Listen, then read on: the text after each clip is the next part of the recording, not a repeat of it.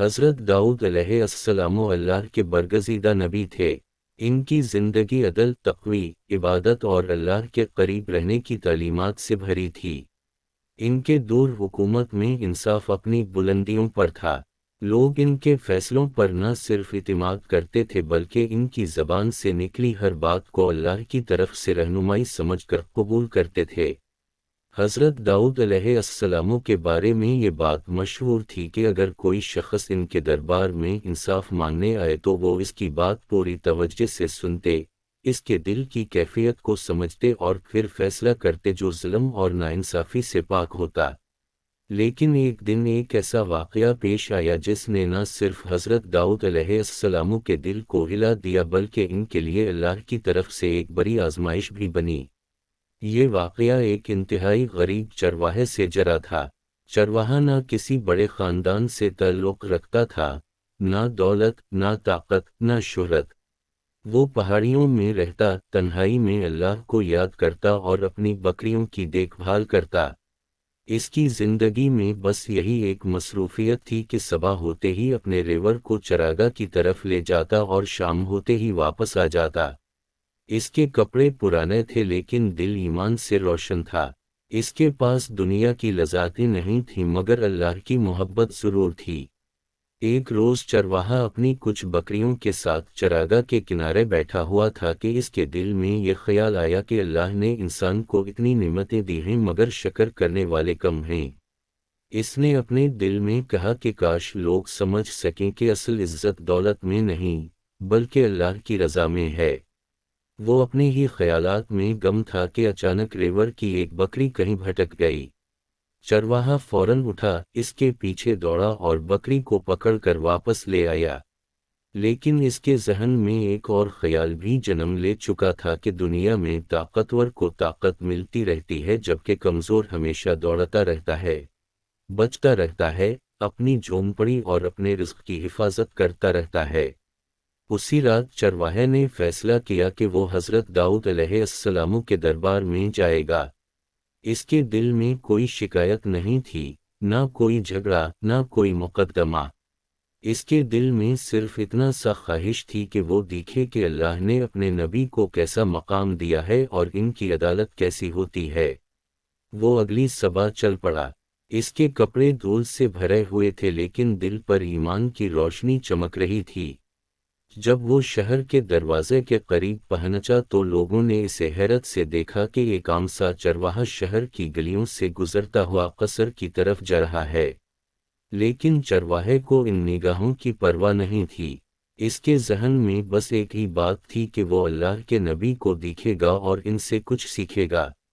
جب وہ دربار کے دروازے تک پہنچا تو محافظوں نے اسے روک لیا۔ انہوں نے پوچھا کہ کیوں آیا ہے؟ چرواہے نے نہایت سادگی سے جواب دیا کہ وہ حضرت داؤد علیہ السلام سے ملنا چاہتا ہے۔ اس کے لہجے کی معصومیت اتنی صاف تھی کہ محافظ بھی حیران رہ گئے۔ انہوں نے ایک دوسرے کی طرف دیکھا اور چرواہے کو اندر جانے کی اجازت دے دی۔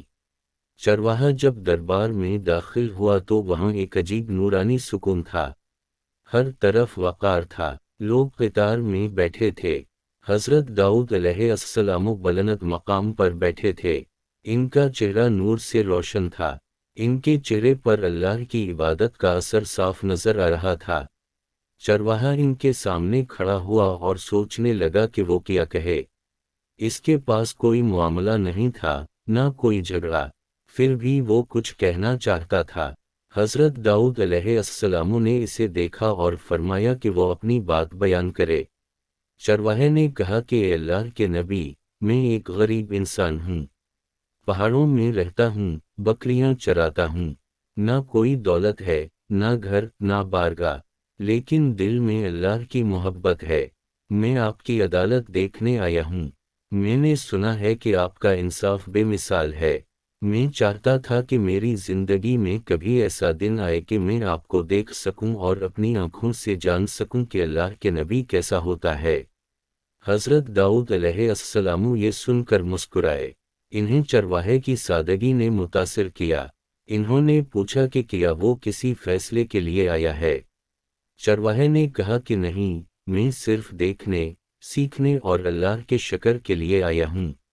لیکن اسی وقت ایک شخص آیا اور اس نے شکایت کی کہ چرواہے کی ایک بکری اس کے کھیت میں گھس کر نقصان کر گئی ہے۔ چرواہا حیران رہ گیا کیونکہ یہ بات اس کے علم میں نہیں تھی۔ حضرت داؤد علیہ السلام نے دونوں کی بات سنی۔ چرواہے نے فوراً کہہ دیا کہ اگر واقعی ایسا ہوا ہے تو وہ اس کا بدلہ دینے کے لیے تیار ہے۔ وہ اللہ کی رضا کے خلاف کوئی کام نہیں کرنا چاہتا تھا۔ حضرت داؤد علیہ السلام نے اس کے خلوص کو محسوس کیا۔ انہوں نے دونوں سے سوالات کیے، ان دونوں کی باتیں سنیں۔ آخر میں فیصلہ سنایا کہ نقصان کم تھا لیکن چرواہے کی نیت صاف تھی، اس لیے اس پر کوئی بوجھ نہیں ڈالا جائے گا، بلکہ کھیت والے کو سمجھایا جائے کہ وہ دیوار مضبوط کرے تاکہ بکریاں اندر نہ جا سکیں۔ چرواہے کو بھی نصیحت کی گئی کہ وہ اپنے ریوڑ کا زیادہ خیال رکھے۔ یہ فیصلہ عدل بھی تھا اور رحمت بھی۔ چرواہے کی آنکھوں میں آنسو آ گئے۔ اس نے کہا کہ اے اللہ کے نبی، آپ نے میرے دل پر ایسا اثر ڈالا ہے جو کبھی بھلایا نہیں جا سکتا۔ آپ کا انصاف اللہ کی طرف سے ہے اور آپ کی مہربانی بھی۔ میں واپس جا رہا ہوں لیکن اس یقین کے ساتھ کہ اللہ کے نبی کا دل سب کے لیے یکساں ہے، چاہے وہ بادشاہ ہو یا چرواہا۔ حضرت داؤد علیہ السلام نے اسے دعا دی۔ چرواہا باہر نکلا تو اس کے قدم ہلکے ہو چکے تھے۔ اس کے دل میں خوشی تھی کہ اللہ نے اسے وہ موقع دیا جس کا وہ حقدار نہیں تھا۔ وہ پہاڑیوں کی طرف واپس گیا اور اللہ کا شکر ادا کرتا رہا۔ اس واقعے کے بعد لوگ کہتے ہیں کہ حضرت داؤد علیہ السلام کے دل میں پہلے سے بھی زیادہ نرمی آ گئی۔ وہ کہتے تھے کہ کبھی کسی انسان کو کمزور سمجھ کر اس کی بات نظر انداز نہ کرو، کبھی کسی کے کپڑوں کو دیکھ کر اس کے دل کا فیصلہ نہ کرو، کبھی کسی کی غربت کو دیکھ کر اس کی عزت کم نہ سمجھو۔ اللہ کے نزدیک عزت دل کے ایمان سے ہوتی ہے، دولت سے نہیں۔ چرواہے کی یہ کہانی بعد میں پورے شہر میں مشہور ہو گئی۔ لوگ اس کے کردار کو مثال بناتے تھے کہ ایک غریب انسان بھی اللہ کے نبی کے سامنے اتنی سادگی سے بات کر سکتا ہے اور اللہ اس کے دل کی بات قبول کر لیتا ہے۔ یہ واقعہ آج بھی ہمیں یہ سکھاتا ہے کہ اللہ کے نزدیک انسانوں کی قدر ان کے مال اور شان سے نہیں بلکہ ان کے دل کی صفائی سے ہوتی ہے، اور اللہ کے نبی ہمیشہ کمزوروں کا سہارا بنتے ہیں۔ ان کے دروازے کبھی بند نہیں ہوتے، ان کا دل کبھی سخت نہیں ہوتا، ان کی مہربانی کبھی کم نہیں ہوتی۔